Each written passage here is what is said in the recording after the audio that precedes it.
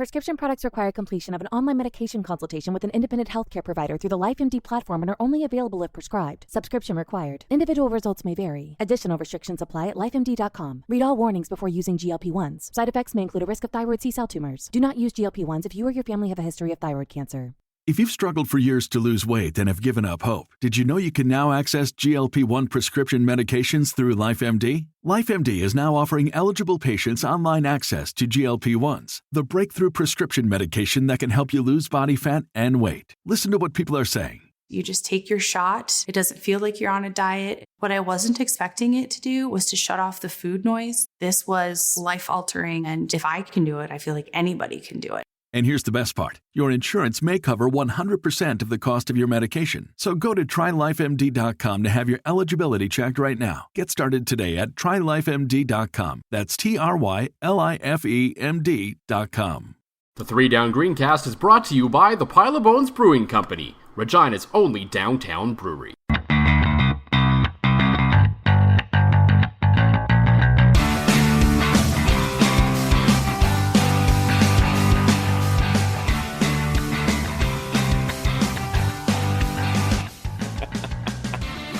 Recording start? Oh, fantastic. The recording did start with Pat Mckay of CTV saying it's more intimate this way. Because we're leaning in. We are leaning in quite close to each other. This is the Greencast. No. There's like 3 feet between us. That's more than 3. I'd even go as far as there's like we're on the back deck recording studio, otherwise just known as my back deck at my house here in Saskatoon. It's not bad. Thanks, buddy. I like it. I did none of the work. I'm completely useless when it comes to building things. Yeah, me too. This was here when you moved in? No, my neighbor across the way, my father-in-law, built it. So, the back deck recording studio I did nothing on. I like it. You can sit back here. There's no bugs because it's all screened in. That's right. Love that. Big fan. And we have beers. In the rain, too. Yeah, we could. If it started raining, people could use this to put themselves to sleep because of the white noise. But and let's hope that we are able to at least not put anybody to sleep. This is the... You're a Braves fan? Oh, no. I'm not a Braves fan at all. That actually came from my dearly departed friend Casey Guerin's house. Oh. It's my tribute to a good friend of mine that passed, so I stole that out of his house and put it on the back deck recording studio. As Pat was alluding to, there's an Atlanta Braves Avenue roadside up on the back deck recording studio. So, I feel like we're doing like the way we've described the surroundings. I feel like we're one of those like classy podcasts now. You think so? I think something like that. A classy podcast that describes what beer they're currently drinking. That's what you wanted to go into, right? Right. That is after the intro, but more like one of the classy ones that you have the guy with the real low voice and like the kind of alt rock sounding jazzy piano sounds, and it's kind of documentary sounding. Can we mention other podcasts in your podcast? Absolutely, you can. Like This American Life, I feel like those are like the really high-end, classy ones. That is exactly what I was thinking of. Yeah. So we are on the so wavelength. Good. Well, this bodes well. That's right. Minute 55, and I should probably mention this is the 3 Down Nation Greencast. No Joel Gasson. Joel is on his honeymoon that has taken him from Toronto to Europe, back to Halifax, and then back to Regina. So Joel and Jenny are out doing that. And in the meantime, you have somebody that has a hell of a lot more credibility than me. 3-time award winner of Saskatoon Media's Best Hair Award. And all around... Real thing. I have... I was in the media for 3 years here in the city. Come on, look at that hairline. Somebody needs to look up this man. If you don't know his hair, it is Pat Mckay of CTV Saskatoon, a good friend of mine. I'm glad to have you on board with me, Pat. Good to be here in the back deck recording studio. Yes, where we are drinking beer, which, of course, honoring Joel. Much impressive, too. You came over carrying some beers in your hands, and they were not Michelob, they were not Bud Light, so you were definitely... at that moment, I'm like, I've made a good decision. He's way more credible than me, and he brought some beer. So, as we always say on this podcast, Pat... Clink near the recorder. Yeah. What's in the glass, buddy? Well, this is, Brewster's In Beer We Trust. Ooh. I'm drinking a River City Raspberry Ale. Ale with raspberries. It's a 5% alcohol. And I say the percentage because I know yours is higher. That's right. This is the variety pack that Daniel Nugent Bowman brought me last weekend when he visited from Edmonton. He brought 2 bottles of wine and a 12-pack of beer. Not to be confused with Daniel Nugent Hopkins, because he does cover the Edmonton Oilers for The Athletic. Or Ryan Nugent Hopkins. Well, there already. I have got my first thing wrong of this podcast, and it's only taken us 3 minutes. Well, you know what? When Daniel first got here, everyone confused him with that, and I remember I used to call him Ryan. True. That only happened like once. True. I felt really bad about it. But it could happen to anyone, really. No, it really it can. I once had a name. A guy I worked with in Lloyd Media. I thought his name was Clint for the 3 years we worked together. Turns out his name was Colin. It's not even close. He didn't tell me. I'd been calling him Clint for 3 years, and he let me die by that. I just called him Clint every time I saw, "Hey, Clint, how's it going, bud?" He finally told me, "Oh yeah, hey Fraser, I'm leaving. By the way, it's Colin." Thanks, Colin. That made me feel like a jerk for 3 years. Yeah. I had that too when I worked at CTV in Yorkton. There's a guy who was always at the Yorkton Terrier games, and I'd see him all around. I thought his name was Gene. His name is Gene. I don't know. His name wasn't Gene. I honestly don't remember what his name actually was because I think I only heard it once. But I called him Gene for 2 years that I worked there. And I think it was like the last day I was over there. I was at the Tim Hortons. And on the way out, I was like, "Well, Gene, I'm moving to Saskatoon." And he was like, "I'm not Gene." Sorry, Gene. Sorry, Gene. Sorry. I don't remember his name. I actually feel bad about but that. the funny thing is, if he listens to this and he talks about you calling him Gene, he'll remember and he'll know the shout out, and that's the important thing, right? Yeah. So, okay, what are you drinking? I am drinking, you also brought the Brewsters and Beer We Trust Honest Paul IPA. It is 6.5%, so it is a little bit stronger than yours, and I've also had 2 Pile of Bones white IPAs before you even got here. Being as I'm off Monday, so this is my Saturday night. And Pile of Bones is our sponsor here on the 3 Down Nation Greencast. Is it? They're good with us talking about all sorts of beer. That's why I love them. Okay. They're like, hey, we want to talk about all sorts of different good beers that are out there, so they are our sponsor. But no, this is a very good IPA. I'm not sure where you'd find it, because Pat found it, and Pat found it from Daniel Nugent Bowman, not Ryan Nugent Hopkins. Brought it in, nice, hoppy, crisp. I like it. It's perfect for the back deck recording studio. Now I think he got it in Lloydminster. You know what? There's a lot of things you can get in Lloydminster. I didn't think Good Beers was one of them. You can get a lot of things there. Yeah, we both work there. On that note, one thing that the Riders got a lot of with the cheesy transitions, Joel is gone, we're going to keep those of, are actually points scored in a football game as we look back at their preseason loss to the Winnipeg Blue Bombers. And I know myself, Pat, everybody I was talking to, it was a bit of a panic moment after that first preseason game. Why? Well, the offense didn't score. I know it's preseason. They left the entire team at home. Or in Saskatoon. I still think there was a sense of dread that the offense was so bad last year that you come out in your first preseason game, and I get it, the whole team's left at home, everybody's at Caleros, everybody. But to only put up a point on a shanked field goal. That was a bad field goal attempt, too. I feel bad for Felix. Yeah. He was the kicker that through the first 2 weeks of camp, it was Felix, it was Brett Lowther, and it was John Ryan, and the three of them are palling around. And Dickinson, every time he walks by, he was always really positive about Felix. Yeah. Now Brett knows he's the starter, and Greg made no bones about that. He says, Brett's the starter, but Felix, even just the name. We're time feeling it, Felix. Felix. Yeah, fix it, Felix. And I never talked to Felix through camp, but I nodded at him once or twice, and he kind of nodded back, and he was like, "All right." That was sorry, but that was the worst field goal attempt I've ever seen. That went straight sideways. Is that why you didn't when I watched the highlights on your 5 o'clock newscast, CTV Saskatoon? Is that why you didn't add a doink sound effect when he I felt like if the guy was a jackass, you would have just added a good doink. There was no upright to even be seen at all, so you can't even doink. I think what it would have been is when he kicked the ball, you'd add like a dirt instead of like a instead of what that was. That was bad. So I know Joel and I we hammered on poor Felix last week, and now we did you? Okay, we've hammered. We brought it back up too. Sorry, Felix. Yeah, it's all right. We still love him. At least it's not. I do feel like if Sam Hurl's parents have ever listened to this podcast, they probably would mail us dog poo in an envelope because You been ripping on Sam Hurl? As a starting middle linebacker in the CFL, yes, for the 2 years Joel and I have been doing this. So, but again, great human being, and I try to preface it with that every single time. But looking back, preseason, I know the mood in Rider Nation was a bit of panic. I know the game wasn't streamed anywhere. I was working. I did get a chance to listen to some of Derek Taylor's call, which said last week, fantastic. I love DT. I know you've had the opportunity to talk to him as well as I have. He's been on this podcast. You're actually the second ever guest on this podcast. Oh. Derek Taylor being the first. And then DT and then me. DT and then you. So we're all about current and former Bell Media guys, apparently. So, yeah.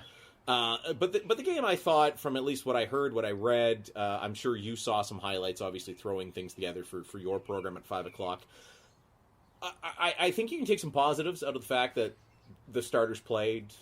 The defense maybe don't want to give up those points to Winnipeg, but Zach Caleros looked like a CFL quarterback, did he not? He looked actually pretty good from what I saw. I mean, no, I'm not watching every single down because, like you said, it wasn't streamed. By the way, before we get into this, do you think that was a good idea by the Riders? Terrible idea. Horrendous idea. You think it was a bad idea? I hate it. I think in today's day and age, where you're trying to draw fans to new media, you're playing a preseason game, and let's face it, I love Rider football. I go every time I can. This team is made up not just of Regina, but it's made up of the whole province. Who in their right mind, to be fair, is going to travel 2.5 hours for a preseason game on a weekday night? Yeah, it was a Thursday night. And that's the only caveat. If it was a Saturday, I would say, okay, you can stream it. That's fine, because everyone who wants to be there is going to be there. Yeah. But, it was a Thursday. So people that want to see it, that live in La Ronge or Saskatoon or Melfort or Yorkton, they can't always get in on a Thursday. So I didn't really think that was a... I'm with you on that big time. That was a dick move, man. It really was a dick move. It was a dick move. And I think that it was a bit disrespectful to those fans that you say, yeah, we're not streaming the game, so to make sure we get people in the stadium. Well, this is a provincial team, and at the same time, they're promoting the fact that they have people that drive from Lloydminster every game. And then you have a preseason game on a Thursday night, and you don't stream it. Just seems like a bit of disrespect. Because I can guarantee you, there would have been a lot of people across the province watching that game. An unnamed source with the Rider organization told me the last time they did a stream of a preseason game, remember it was a few years ago, Dan Plaster and Luke Mullender? I think that would have been 2015. 2015. I was still working alongside you on the media beat. Because I remember talking about it, and you and I BSing about it. But a source inside the Rider organization tells me that drew 100,000 fans. It was 2015, when they streamed that game. Yeah, 100,000 fans watched that game, and I believe that was even on a Friday or Saturday night. I think it was against Calgary. Yeah, I want to say. It was. I remember watching the stream. Yeah, exactly. as you were, because you were cutting highlights for it. So instead, you get the old top of the stadium camera that sometimes, at least now, it's not shot through a loaf of bread like it was back in the day at Old Mosaic, but. I thought it was a terrible decision. I hated it, and I would have liked to watch that game. I was between both my real job at Oakwood Nissan, and I was also substituting at our Mainway Mazda store at the same time that night, so I didn't even have time to stream it on the radio. I was working for 2 car dealerships at the same night, right? Speaking of bad moves, do you want to get into this NFL preseason game going to Winnipeg, or are you over that? Should we just let's get into it. No, let's get into it. I'm all about. Joel's gone. The reins are off. I can be as angry as I want. Right? Does Joel keep the reins on you? Oh God, no. God, no. Joel's the only one that makes money on this podcast. Oh. As he actually, works for 3 Down Nation. I'm just like, Drew and Dustin have told me, yeah, you can use our name to get yourself credentials if you want. But Joel is much more part of the site than I ever am, and that's probably because I like to swear. And I'm generally a man of low credibility. I probably should have asked before. Can we swear on this podcast? We can swear on this podcast. I said dick already. You said dick. I called somebody a jackass too. So we generally try to keep it to that. Right. Joel did censor my F-bomb at the end of last week's podcast. So there's that. But the NFL preseason game going to Winnipeg, again, I think another bad move. On whose part? The Rider part. I do. I think it is. And I get the way the lease is set up at New Mosaic. And it was Mike Abumetric actually saying it on the new Rod Peterson show on Facebook, that the amount of times that building sits empty. I think I heard that, yeah. Yeah. And Abu made a really good point, and I was kind of on the fence before that, but then for him to make the point that there's a lot of times that, It's pretty empty. It is. And Put some people in there. Exactly. Give it some use. And an NFL preseason game would do that. Like, to me, NFL preseason is like whiskey, while the CFL is like beer. You have some people that only like beer. You have some people that only like whiskey. But you have lots of people who like both of them, but they're two very different things. Right? I don't really like whiskey, but could we change it to, vodka or gin or something? All right, we'll that? go with gin. Okay. I actually have some gin. I might mix up some G&Ts for us at the end of this. So. Very nice. So I even have limes. The only thing that I would say is two things. One, I heard the city of Regina was all in. Yeah, of course. Fans were all in. Yeah. So, I mean... Let's read between the lines. Who's not all in? Well, yeah. Okay, there you go. The other thing was that there's hotels in Winnipeg that are sold out already. They're booked for that night or for that weekend. It was the 22nd of August? It was the 22nd of August, they're sold out. Yeah. So that's a lot of money that's going to Winnipeg and not Regina. Exactly. So...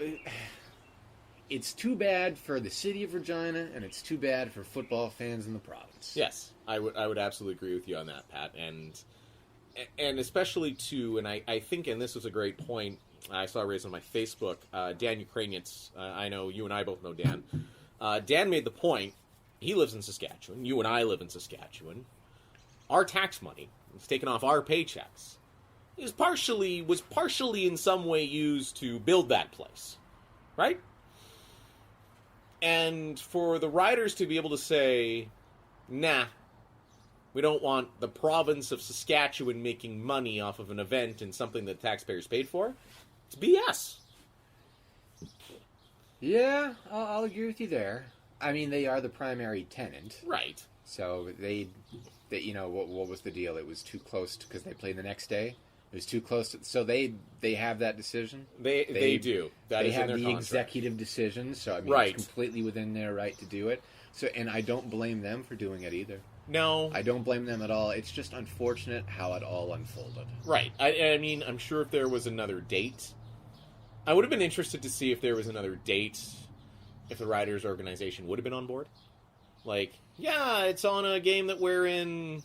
It's on a week that we're in Edmonton, something like that. Right? Like, that to me would have been the true test. Because I think, and let's face it, you and I are in a similar spot. I've got 2 young boys. You've got 1 young girl. I will offer you a dowry of 4 goats and a cow on this podcast for an arranged marriage right now. But outside of that, entertainment dollars are tight. And I think that was part of the reason they put up so much resistance. They're maybe scared about, again, you and I don't have Rider season tickets. I like watching football games, you know. Maybe they were scared that I would go to the Oakland Raiders game instead of the Rider game.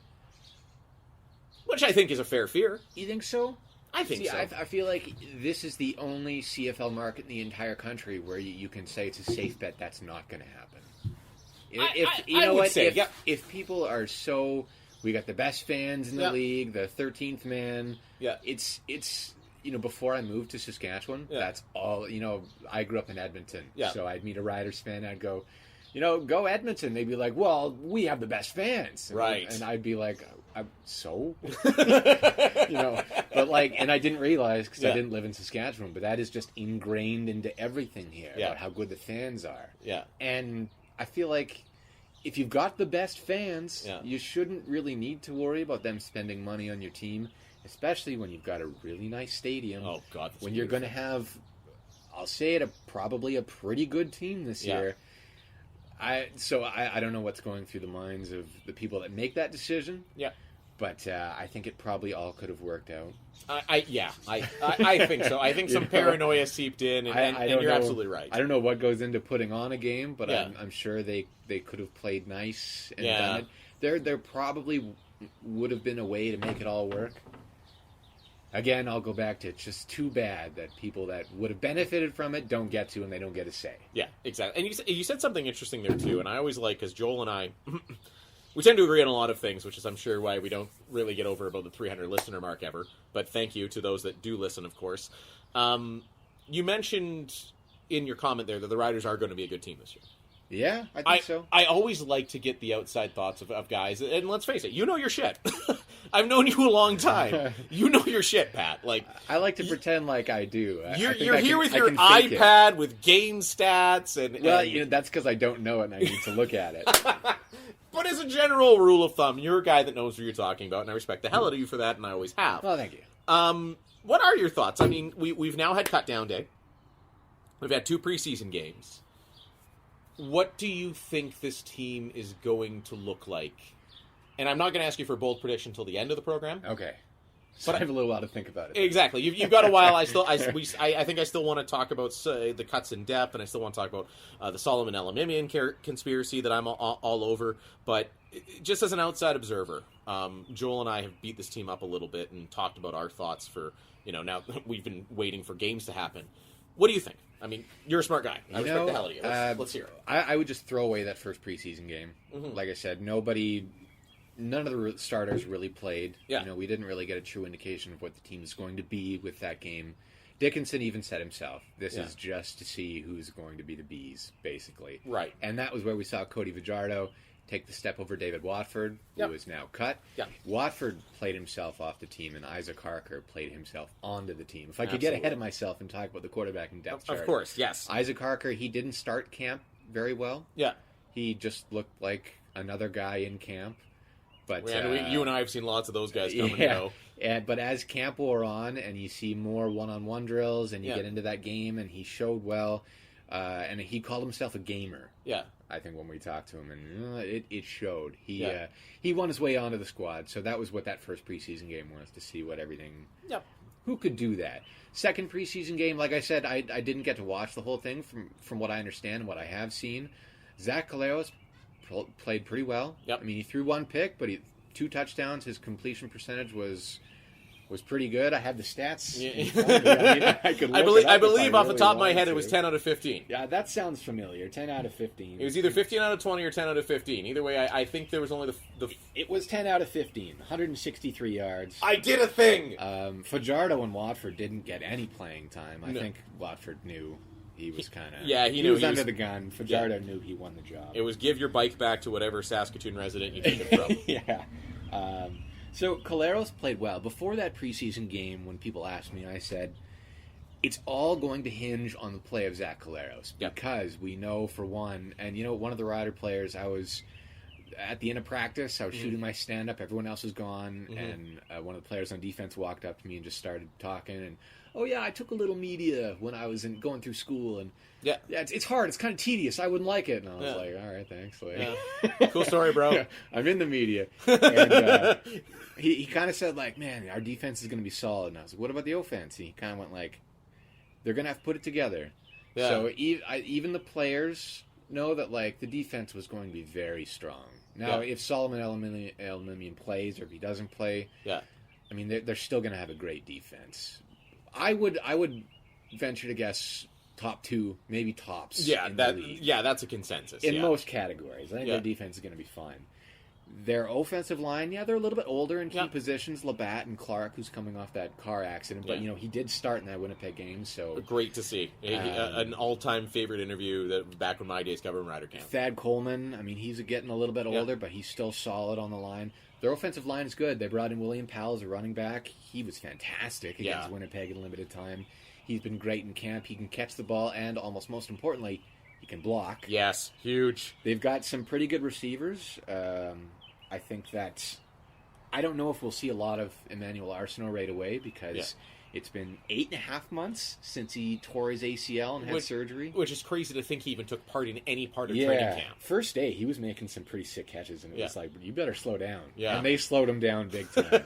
Kyran Moore, I think, is going to take a big step. So that, in short, that receiving core is going to be pretty good. All aspects of this team you can already see shaping up to be, pretty damn good. Brett Lowther, John Ryan. Absolutely. Good stuff. The only question mark was quarterback at Zach Collaros. And before this preseason game, I told people that asked me, if Zach plays like he did last year, the defense is going to have to steal a few games, and they might get to 12-6 like they did last year. They might fall to 10-8 if they get a few bounces go against them, but they'll make the playoffs if Zach doesn't have a great year. If he gets hurt and Fajardo comes in, even less so because he hasn't really proven himself as a CFL quarterback. If he does really well, you know, they could go 12-6 for sure, 13-5 maybe, and he played pretty well in the preseason game. Now, granted, it's preseason. It is, yes. It's preseason, but he's shown that he didn't have happy feet. He's shown that he can put the ball where it needs to be, and that's all he needs to do with this team. It's kind of like, I want to say the example used from in 2008 when Tom Brady got hurt and Matt Castles came in for the New England Patriots. He sure did. And they said, wow, Matt Castles is behind the seat of a Ferrari that's locked and ready to go. And I want to say the same thing, maybe not a Ferrari. You know, how about an Infiniti? Yeah, like an Acura. Let's go with Infiniti because that's where I work. Okay, let's go with an Infiniti. It's a real good team. And they've got a real good playbook. A lot of people dump on Stephen McAdoo's playbook, but I think it's effective. They're going to be running the ball a lot, and they're going to be throwing in play action. But I think it is an effective playbook with what they have. And if Collaros plays to the strength of the playbook and the team, they could do real well this year. Well, and it all hinges on him, I think. And to quote Rod Peterson, again, friend of mine on the who's obviously doing his own thing with the Rod Peterson show on Facebook, Rod said, "Did anybody hate Stephen McAdoo when Kevin Glenn was throwing for 4,000 yards?" I don't think so. No. There was none of the criticism. So it comes down to, obviously, McAdoo has the ability to... And I've been a Stephen McAdoo basher on this very podcast, but it was another moment like that, and seeing what I've seen so far, that, you know, he just calls the plays for the personnel he's got. Yeah, you work with your strength, you work with what you got. You don't try to make something out of something you don't have. Exactly. And if you see the writings on the wall with Brandon Bridge and Zach Collaros, and they're checking down every time, every single play, and it didn't help that they cut receivers like Bakari Grant at the beginning of or at the end of training camp. Turned Deron Carter into a defensive back. And... so you take away some of your best offensive and Jordan Williams-Lambert stepped up. We'll give him all the credit in the world, but there was a few times when Zach Collaros threw the ball where it needed to be, and the rookie receiver didn't run the right route and wasn't where he needed to be. Yeah, absolutely. So he's checking down. Yeah, so certainly. You work with what you got. Certainly. Joel and I, neither of us had the opportunity to be at camp, and this is one of those questions that when I was reporting would probably get an eye roll from fellow guys in the scrum. But was there a different mood around camp this year with, going from Chris Jones and his intensity and his long sleeves and his southern drawl and, his hitting on everybody that moved outside of the football field? Was there a different vibe with Craig Dickinson? There definitely was in the media. Yeah. We got answers. Holy jeez. We got honest, thoughtful answers, not just a whole bunch of southern drawl? No one was arguing semantics. If there was a question that he already answered, Craig Dickinson, he would answer it again to the best of his ability. Yeah. I asked him a question about the internationals, and he gave the same answer he'd given. I kind of pushed him on it because I really wanted an answer. Yeah. So he gave me a different one. And then after practice, came up to me and talked to me about it. And really? Just to clarify, man, this is what I was saying. Yeah. And it was, he walked away, and I was like, you didn't have to come up to me and talk to me afterwards, but you did. So thank you. Like, what a nice guy thing to do. Yeah, well, that's exactly it. I mean, for how long? I mean, between counting the Corey Chamberlain knows in a scrum and taking a shot every time you had one and nearly dying of alcohol poisoning, and Chris Jones' secretivities, or his just... Well, it's a situation where... Yeah, exactly. And all that. that. That's a thing where he's got a bit of an ankle. Yeah. That's a pretty good Chris Jones, too, there, Pat. The mood... at least from the media, was, oh my God, tenfold having Chris Jones gone. Yeah. The thing that I got most from the players was they stopped doing double barrel. Yep. So there was, the reps are cut in half. Yes. So for the older players and, the Micah Johnsons of the world, the Charleston Hughes, Arsenault, you get the older players, Thigpen, even Powell, who's, he hasn't had the miles on him in his career, but he's getting up there. Yeah, absolutely. They said, wow, he's doing a great job taking care of us. Yeah. Really? He said it's not that Jones didn't take care of us. But Jones pushed. I mean, twice as many reps, basically. You're doing half the reps, and it was getting pretty hot. Yeah. You got up to 30 degrees a few times, and that can wear on you. And you don't want to tire your guys out before the season even begins. And I think Dickinson, he knew that. He gave the guys a little bit of a break in camp. It was a different situation because I think Dickinson came in. He said, unlike Jones, Collaros has the job. Yeah. Unlike Jones, there are spots that have already been won. He would name them, but there are spots that have been won, and Jones would never concede that. Ever. So there was a difference in guys being a little bit more relaxed. Yeah. When you have a job, if you don't make a throw, you don't have to go, oh, no, I might not. Yeah. You can say, it's okay, and you can come back and make the next one. It just takes a little bit, especially in training camp. Yeah. It takes a little bit of the pressure off, and it lets guys just go out there and play, and it keeps them a little bit more fresh, especially the older guys. The reps were limited. So those would be the biggest things I would notice. Yeah.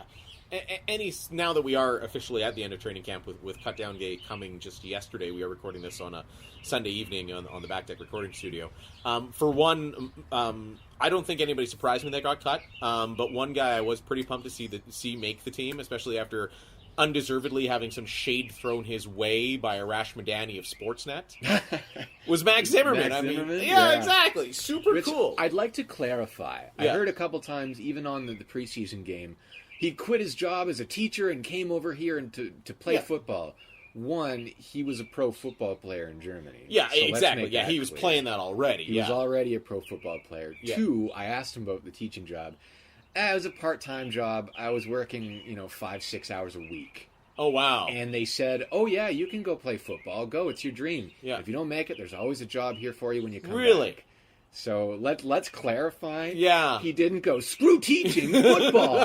It wasn't that dramatic. Yeah. It's still a cool story oh, yeah. When you boil it, that's cool of his employer to say, if this doesn't work out, we're going to welcome you back with open arms. There's not a lot of employers these days. I feel like my employer would do that all day long. But there's so few people that would do that, and there's so few guys that would take up a stable job and job in a teaching union, teaching position, to go ahead and give pro football in a different country, a try like that. So to me, it's just cool in all parts, and and for Arash to shit on the poor guy, I was happy to see, bad career decision, but dude, you got into broadcasting. That's not exactly a great career decision either, and I mean zero offense to you, my friend. Yeah, it's I get where he's coming from. Yeah. The job security in the Canadian Football League. If you're going to the NFL and you play a year, there's $1 million. If you go to the CFL and you play a year, there's what? $55,000 for the internationals this year. Yeah, $55,000 Canadian. It's not quite the same security, so I understand where Arash is coming from. Yeah, maybe relax a little bit, but that's his job. So you know what? He is an ish disturber. Yeah, I completely understand where Arash is coming from.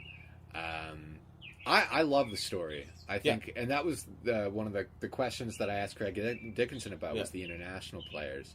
And I'm not surprised that the two Mexican players and Zimmerman make the roster. Yeah. Because there's this international global draft. Yeah. And the CFL is not going to go through all the trouble of making this draft. Yep. And bringing on all these players for training camps and beating them up for a couple weeks only to have them cut. Yes. That's not going to happen. Randy Ambrosi went through too much trouble. Yeah, exactly. What he would like to see happen, you got to think, is that one or two of them do well. Yeah. One or two of them, and then that's the poster boy. Oh, look. Yeah. We brought this guy over from Germany or from France or Mexico. And pretty soon you can go, hey, countries like China. Yeah. Countries like India, where there's lots of people. Yeah, exactly. Where there's lots of athletes. You can go, look, this guy did it. And pretty soon now you have that global interest. Mm-hmm. That's what they're trying to do. And I think, and I know a lot of people shit on CFL 2.0. I like it. There's nothing to lose. There's absolutely nothing to lose. You're right. If these guys come over and become, even if Max Zimmerman only makes a couple catches this year, but becomes a special team stud, there's a guy they discover that can fill a role in this football team that they wouldn't have known the name Max Zimmerman. Yeah. Nobody would have found him. I like CFL 2.0. I like the globalization of the game of football as a whole, and I think what the CFL is doing is smart, and I don't think you can object to the CFL saying, okay, we're going to have one international spot per roster. Yeah, we're going to pay him to come. Yeah, 45 spots in the roster now. Yeah, exactly. One of them's an international guy. He might just be a special team stud or a backup O-lineman, but no one's saying they have to play at all, but they are on the roster. Exactly. And again, you don't want to, say, I'm not pointing fingers at anyone in particular, but say this global player who's in the 45th spot comes over and, gets in, and, you don't want to put in someone who's a detriment to the team. Mm-hmm. You don't want to put in someone who's going to get hurt. Yes. You don't want to put in someone who, you don't want to put someone in that situation. Right. So nobody's saying these global players have to start. Yes. You can carry them. You Yes. can have a couple on the practice roster, and they can learn the game, and they can, maybe one of them will be able to start and do well. Maybe not. Yeah. That's why there's going to be a draft next year, I assume. Yeah, absolutely. They're going to keep finding them. So, as we draw near the conclusion of this podcast, for one, I've had a great time doing this, Pat. Is near the end already? We are at the 34-minute mark, and we like to be no longer than 45. Again, you and I have always had... I've never got to work together with you outside of a couple hits where you come by the car dealership and I talk about the lacrosse game that night or something like that, but it's cool that we get to work together the next couple of weeks here. Mm-hmm. You mentioned a couple of pretty big numbers for the Riders earlier.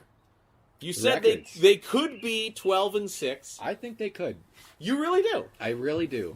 You're an optimist, and I like that about you. Well, when you look at the rest of the West, that's what I'm looking at. Yeah. And I'm looking at the turnover that the team had. They had a great year last year. Right. Caleros gets hurt. They lose to Winnipeg in the playoffs. That was tough. Winnipeg's a good team. Yeah. And I think Winnipeg might be the team to beat this year. As a Winnipeg Blue Bombers fan, I would hope so. I know this is the Green Cast, but I don't hide the fact I'm a Blomber fan. But yes, I hope they are the team to beat finally for the first time since the older of my two sisters was born. If we can go through it, let's see. BC, you got Mike Riley and Duron Carter, and they seem to have a good connection. I saw a couple of hits with TSN that they were doing. And if Duron Carter doesn't wear out his welcome... Or get moved to defensive back. Chris Jones isn't coaching in BC, so that's not going to happen. I don't see any reason why they couldn't be competitive. I think they're going to be better than last year. And what were they, 9-9 last year? Yes, I believe so, yeah. So I don't see any reason why they should be worse than that. Calgary, I think, they've been the powerhouse in the league for the last, 10 years? They're the New England Patriots of the CFL. I don't think we're going to see that from them this year. Really? And, you look at their defense, you lose the best defensive player in the league to Saskatchewan, Micah Johnson. Yeah. Alex Singleton is gone. Yeah, he's in the NFL now. That. I don't know how much luck they're going to have getting after the quarterback like they've seen in the past. Yeah. I don't know if they're going to be that lockdown, hit him in the mouth, smash mouth kind of football on defense that they have been. And you have to... Sorry? You have to think with the cap, too, there, Pat. Like, these guys they've been able to keep around for 2 or 3 years and play a secondary role. Yeah. I don't know if you're going to have that because now you got Bo Levi Mitchell making almost a fifth of your cap. He's making a lot of money. Yeah. But, on the flip side, as long as you've got Bo Levi Mitchell, and Calgary, John Huffnagel always seems to find a way to find guys. Yeah. They still got a great O-line. They still got Don Jackson. They still got Bo Levi. So I wouldn't count them out. No. But I don't see them being the wrecking ball that they have been the past few years. Moving north to Edmonton, they've seen more change than anybody in the West. Absolutely. Great receivers. Yeah. They've got all the receivers in the world. And you've got continuity. Trevor Harris throwing the ball to Greg Ellingson. And so I think on offense, I don't see any reason why they should be a whole lot worse. It's a downgrade going from Riley to Harris. I would say so, yes. And I think, too, I think the climate in Ottawa could affect them late in the season. You have Riley, I just mean strictly from the Harris Ellingson. When was the last time Trevor Harris played in a place that it gets minus 20 some random night in October? Picture perfect. They play on the road in BC. That's what Edmonton. That's exactly. That is what absolutely Edmonton's what they hoping for. want. That is their best chance to go ahead and win. Yeah. So Dome Stadium. Yeah. So I don't like Edmonton. I don't think they'll be as good as Saskatchewan this Yeah. year. I don't think BC will be as good as Saskatchewan this year. Interesting. I don't think Calgary will be as good as Saskatchewan this year. I And like I know that take. I'm going out on a limb when you've got a quarterback like Bo Levi Mitchell Yeah. and Dave Dickinson and John Huffnagel on that team. I think the defense for Saskatchewan is going to carry them. And this is where I say if Zach Collaros can hang and he doesn't muck it all up, I think they'll be very successful. The only team that I think will have a chance to challenge them in the West this year is Winnipeg. When you add a player like Willie Jefferson, who I think was vastly overlooked last year on that line with Charlton Hughes getting all those sacks. Yeah. Willie Jefferson, man, he's a great player. He's the one that made that line happen. He's a great rush hand. Yeah, and on top of the things he can do, he can drop back in coverage. You've watched him, like, when was the last time we saw any, like, normally a D lineman at any level of football picks off the ball and we're all going, fat guy touchdown! Yeah. Woo, let's go fat guy! And Adam Bighill is in the linebacking core again. I mean, Matt Nichols, if he can stay healthy and have the year that he's had, I think it'll be Winnipeg, Saskatchewan battling for that first and second spot. That's so tough between them, though. I don't know. I'll let you not pick a first place because I think I am known for some terrible hot takes around here, including saying that Johnny Manziel would lead the Hamilton Tiger Cats to a Grey Cup game last year. He was clean. He got clean. Yeah, he was. Who could have seen what everything? Who could have seen Johnny's fall from grace? Everybody but me. Oh, sorry, everyone. Yeah. Yeah, that's right. So I think you're on one end of the spectrum, and I think I am on the other end. I have the Riders challenging for a crossover spot this year. Really? I think so much of this league is quarterback play. Yeah.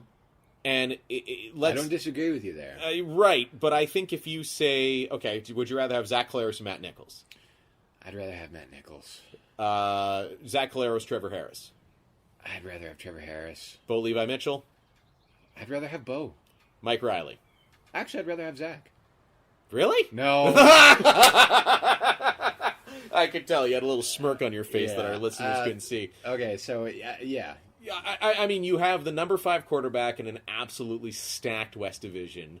You talked about some of the good things on the rookie receivers that we could be seeing, some emerging names. I think you have established names at receiver, at the other skill positions in other places. I feel like their O-line, although good, we both agree their O-line is above average right now, but you're relying on some older guys, Dan Clark, Brendan Labatt. You're an injury or two away from there. And perhaps the most fragile quarterback in the entire CFL. Like, I feel like when interviewing him, if I cough too hard, I might hurt Zach Collaros. Yeah. Well, the Riders know that. They're not going into this season thinking Zach Collaros is going to take a whole lot of hits. In fact, I think Murray McCormick was the one who asked him before the preseason game, are you looking forward to like taking this first hit, or what do you think about it? And he kind of gave him a little bit of a smart-ass answer and was like, oh, I love getting hit. But I think he was being serious as a guy. Then it gets you into it. And it was kind of like... But you're made of glass. You know? But they've made a concerted effort, I think, one, in William Powell to come in. Yeah. He's a great blocking running back. And a great running back, too. That, too. He's a great release valve in that he can Yeah. catch the ball. One of the people we haven't talked about is Albert Awachi, who was lining up in a tight end set quite a bit. Mm-hmm. And he's a big body. Yeah. And I think that they're going to set him up in a lot of blocking plays. Mm-hmm. And they're running the ball an awful lot. That's what Craig Dickinson says. They're going to run the ball. Yeah. So I don't want to say I'm not worried about him getting hit. Yeah. Because he's simply not going to be stepping back in the pocket, being in the shotgun as much as maybe he was last year, or he has in the past. And that's why I say he's in the driver's seat of a really, really good car. A really nice Infiniti Q50 Red Sport. Yeah, if the rest of the car performs well, I think the driver should do just fine. It's true. I think the defense should steal a few. I mean, they were 12-6 last year. You're right Collaros there. Collaros got hurt quite a bit last year. You're bang on that. So I think I have Winnipeg. Maybe a bit of bias there. I have behind them, I have Calgary. I have BC. I have Saskatchewan crossing over because the East Division, I'm sure you and I could round up about 12 guys, 12 ex-Huskies from Saskatchewan and probably finish, ahead of Montreal at least. Speaking of ex-Huskies, shout out to Sean Stanger getting into that preseason game against Winnipeg. That's right. Good for that guy. Woo! I know, great guy too. Got the call on I think the Saturday. Yeah, was there on Sunday or. And good for Stanger keeping himself, at least in relative shape. Because like if I wasn't kicking anymore, I'd be fat. Working as an engineer. Yeah, kicking footballs. Gets the call right into a preseason game. Good for him. Good for him. All around. Anyway, sorry I interrupted you. But no, I have Edmonton as the team missing the playoffs in the West. I do have Saskatchewan crossing over because again the East is a dumpster fire. So that's what I got. But it'll be interesting because next time Pat and I are here on the Back Deck recording studio, we will have more beer. We'll have a game to talk about, and maybe, just maybe, a few more people listening because Pat has credibility. Pat, thanks for coming on, buddy. No problem. Save on O'Reilly Brake Parts Cleaner. Get 2 cans of O'Reilly Brake Parts Cleaner for just $8. Valid in-store only at O'Reilly Auto Parts. O'Reilly.